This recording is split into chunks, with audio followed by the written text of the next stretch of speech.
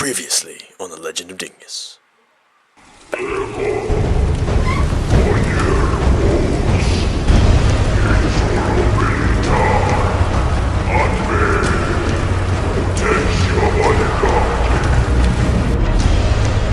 I do not fear you.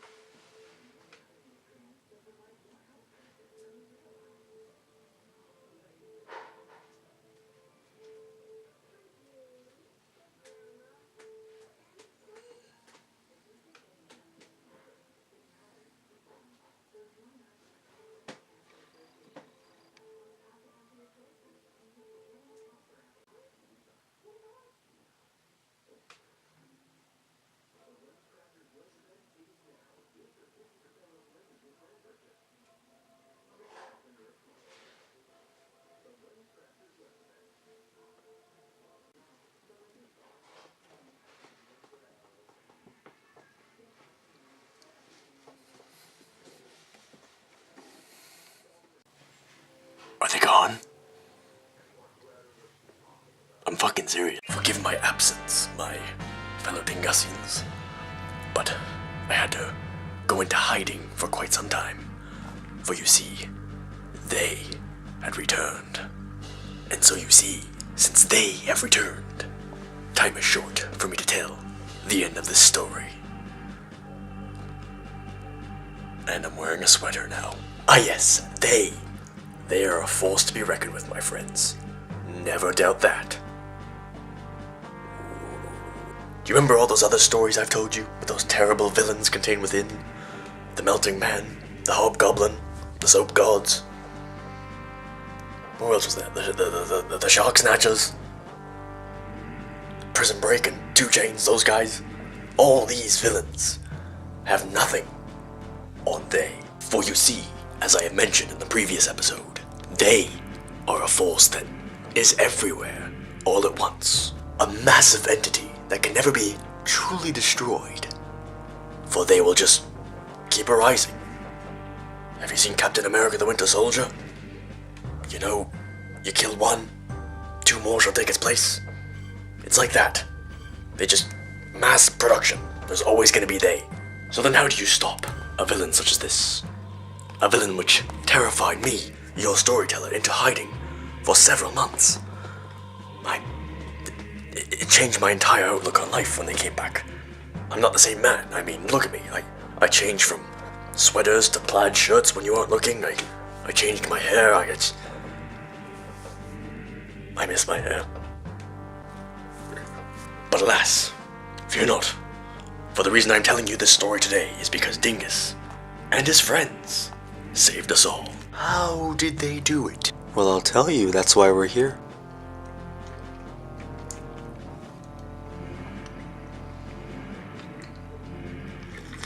When Dingus first heard that they had come back in greater numbers than ever before, he knew that he could not take on this challenge alone. They stormed over the mountains, crashed through forest, burned down towns. They were a bunch of greedy motherfuckers, those ones. They would blanket over civilizations and just consume everything that they had for all that it was worth. The most common products that they enjoyed consuming were soap, yogurt, heart monitors, giant cardboard billboards, credit cards, I don't have enough fingers, antivirus software, cookies, pillows, and flight school textbooks. It's quite the combination of stuff, yes I know. To ensure that the world didn't suddenly fall into some pit of darkness because of a shortage of cookies and pillows and antivirus software and yogurt and what else did I say? Dingus called upon the help of his old friends. Dingus assembled his amazing team to fight off they and save the universe from certain doom. Let's do a roll call. There was Dingus, but you know all about him, so I don't really need to say anything. There was also Nala, the great wizard, who had the ancient power of the blank stare. A power which allowed him to stare right at your soul, paralyzing you for at least 55 million years. And there's no cure. Best of luck to you. He was followed sweet by Poop Scream. You've heard of her before. She was a great knight. That's all there is to say about that. You can kick your ass 5 ways to Sunday. And for shits and giggles, her porcupine friend all the way from the first episode is here too. Why not? Why the fuck not? It's an imaginary YouTube series I've come up. I'm getting really fucking dizzy. Once they were all rallied together, Dingus, Poop Scream, Nala, and the porcupine too, for shits and giggles, who, why not? Why the fuck not? They wasted no time in attacking they to take them down once and for all. What followed was a battle to behold, a sight for the ages. They, a massive swarm, just this clump, this disgusting monster, formed over the hillside and was careening down on the world below. And our heroes, in a giant robot of their own design, rose up to meet this challenge, and the clash that followed was... there's no possible description for the fight. But luckily, a bystander of the great battle above in the sky caught the whole thing on his phone. And there's leaked footage of it, and I have managed to acquire this. Let us take a look.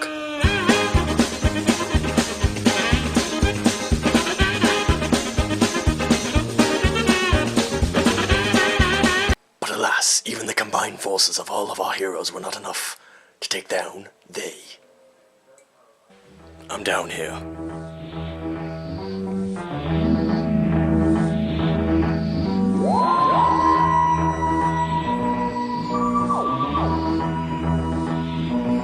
Battered and beaten, it seemed like there was no victory, and that they were going to take over the world and consume all of our soap and yogurt and cardboard signs and whatever the hell else I said earlier. But alas, this was not a group made up of quitters, and they were going to find a way to stop they once and for all.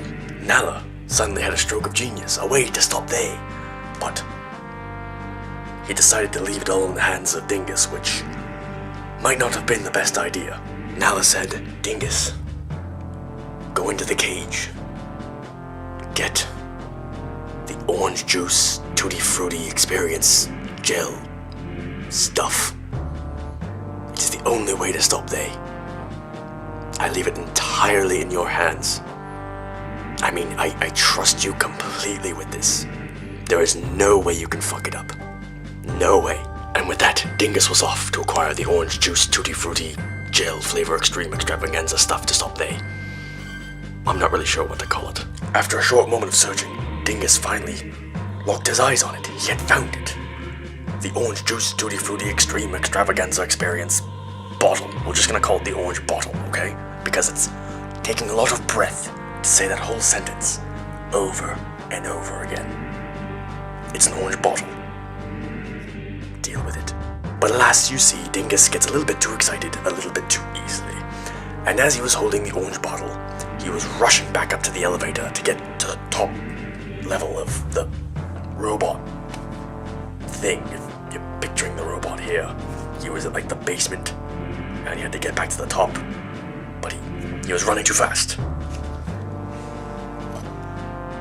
And alas, the orange bottle slipped out of his hands, careened through the air, and crashed onto the floor. Now, my people, my viewers, my Dingusians, I want you to know that the orange bottle is quite small. Not much bigger than this. But alas, because of Nala's magic, it contains an insane amount of fluid that Dingus completely underestimated. For you see, once it hit the ground, it slowly began to drip out from underneath. And Dingus thought to himself, no big deal. I'll just pick it up and carry it to Nala and Poop Scream and the others, and I don't know, we'll lose a little bit, but no big deal. There's still plenty. But the second Dingus touched that bottle, there was a flood that would make Niagara Falls blush. And it would go without saying that the amount of impact and force that this rush of fluid, this orange juice, just sprouting everywhere, it basically killed everyone inside the robot. Nala drowned, so did Poop Scream. The porcupine went flying 50 feet in the air. But it got the job done. It flooded all of Starling. It consumed all of they. They drowned immediately. And so, with they drowned and an entire civilization dead, it paved the way for a new beginning for the land of Starling. With all evil wiped out, And so, a new dawn, a new day had begun. And so concludes this epic legend, which I honestly had no idea where the fuck I was going with this whole time. And whatever became of Dingus, you may ask? Well, nobody is quite sure what happened to Dingus. And alas, unfortunately, even though none of us are really quite sure as to Dingus's whereabouts, or what he's doing, or who he really was, we can all take comfort in knowing one simple fact about this story, one very indefinite moral that we should all take with us wherever we go. It should be obvious, but I'll point it out to you. It's that this is my nose. You all have a very good day.